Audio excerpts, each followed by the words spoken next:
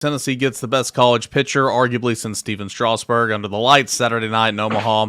What approach would you use to survive against Skeens, and what are the appropriate expectations for the team in Omaha? Skeens, good pitcher. We know this, and it's not like he's walked a lot of guys either. He's got 188 strikeouts this year to only 18 walks, which is just incredible to look at it on paper right now. He's going to throw hard. He's going to throw multiple. I say multiple. He's going to throw, probably 15, 20 pitches plus 100 miles an hour. That's what he did against Tennessee the first time. Try to make him work. Gas is coming. He's got an off speed, but try to work deep into accounts. And it was good to see Maui Ahuna do that in Game 3 of the Super Regionals. Expectations, for Tennessee in Omaha. Guys, tell me if I'm wrong here. Tennessee's not the favorite, okay, but Tennessee's not just happy to be here now. I felt like that was 2021. Tennessee's not just happy to be here. They've been to the College World Series. This is their second time in the last 3 years. They were the bad boys of college baseball. They were the best team, arguably, in the regular season ever last year. They're not just happy to be here. They're good enough to win some games, make things interesting. They're not the favorite, but, I expect Tennessee to go out there and compete and win some games and hang around for a little while. That's my expectation. Brent, do you see it any differently? Well, they've got the pitching to be able to do that. Oh, yeah. Even if you lose Game 1 and get in the loser's bracket, you've got enough pitching that can let you hang around and make some noise there. My question about this team is, how did they handle the moment? Okay, and I thought they handled the moment at Clemson, obviously rallying for a win well. They battled back and handled everything well in Hattiesburg, Mississippi after Game 1. Yeah, Tennessee was there 2 years ago, but how many of these guys were there 2 years ago? So you got to be careful that you're not awestruck. I remember in '95, I think Todd Helton felt like his team was a little bit in awe of being there. Like, this was, wow, it's the College World Series. So he goes to Delmonico and says, give me the ball. I want to pitch Game 1. He throws a complete game against Clemson, in Game 1, and was unbelievable. But he recognized the fact that, hey, somebody's got to be out here to calm things down. That would be my question about Tennessee is, can they handle the moment when it starts? Because these guys, the program's been there recently, but not a lot of guys, Austin, on this team were hanging around when that happened. That's right. Nobody. All the pitchers weren't here. Well, you got bullpen arms that were here, but again. Yeah, but I don't care about them. I'm talking about the starting pitchers that take the they're a part of the team, but yeah. Yeah, 100%. Frank's part of the team. Tony's part of the team. Those guys can impress upon some of these guys what it's like, but until you're out there in the moment, you don't know. And those bullpen arms aren't going to be out there to start that baseball game. And if Tennessee falls behind early because Andrew Lindsay has the butterflies and can't get it across the plate and walk 2 or 3, and then somebody gives up a 3-run homer and you're down 3-0 out of the gate, ain't nothing those bullpen arms can do outside of come in and try to rectify the situation. My point is, that's why Christian Scott's important.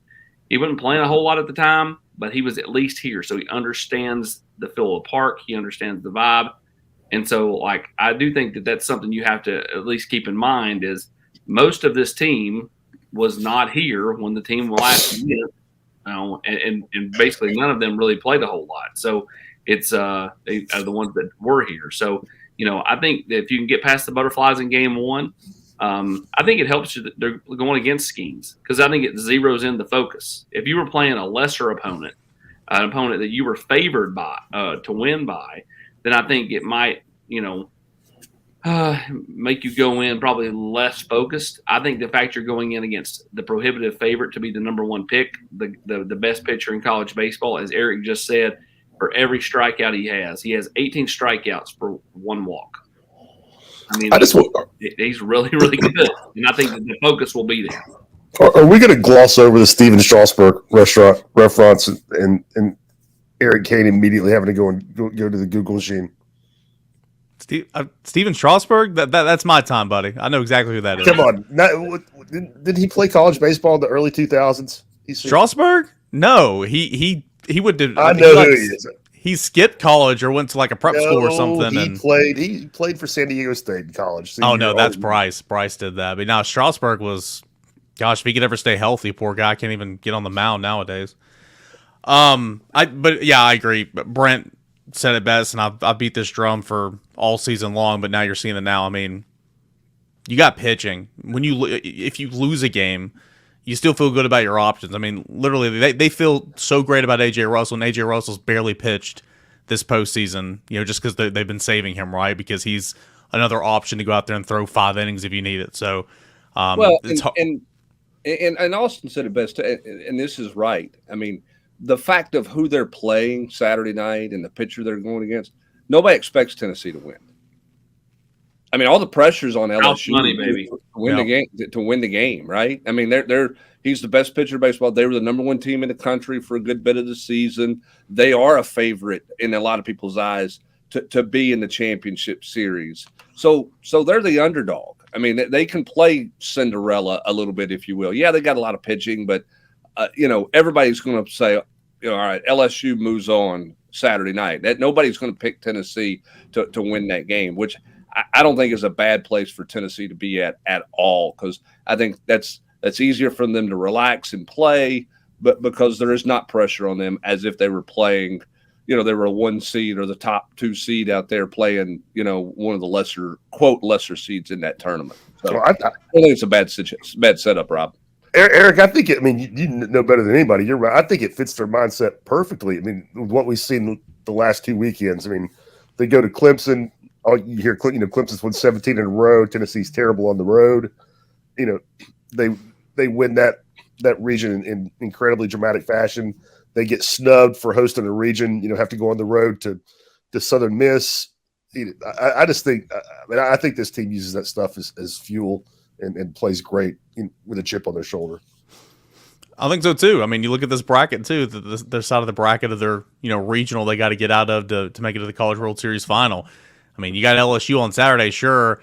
You got Wake Forest in that region or in that bracket, and you got Stanford in that bracket. Whereas on the other side, good baseball teams. I'm not saying they're not, but you look at Florida. You really like Florida's path to the College World Series final, for sure, with TCU, Virginia, and Oral Roberts, who are good teams, but they're not Wake or LSU. So yeah, Rob, I agree. They kind of feast on that mindset and they'll put it to use in Omaha this weekend. Tennessee baseball is going to have fresh arms in Omaha, fresh bullpen arms in Omaha.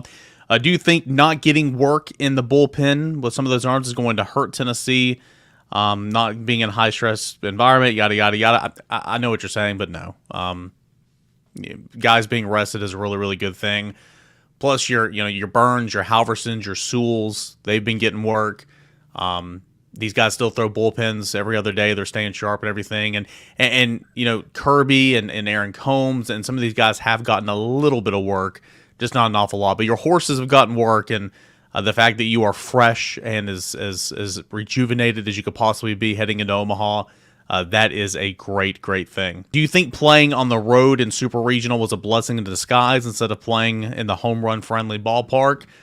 No, I mean, I think playing on the road and kind of getting over that I can't win on the road mentality is a good thing, because you went to Clemson, you won that region, and you did it in dramatic fashion, outlasting the Tigers in 14 innings.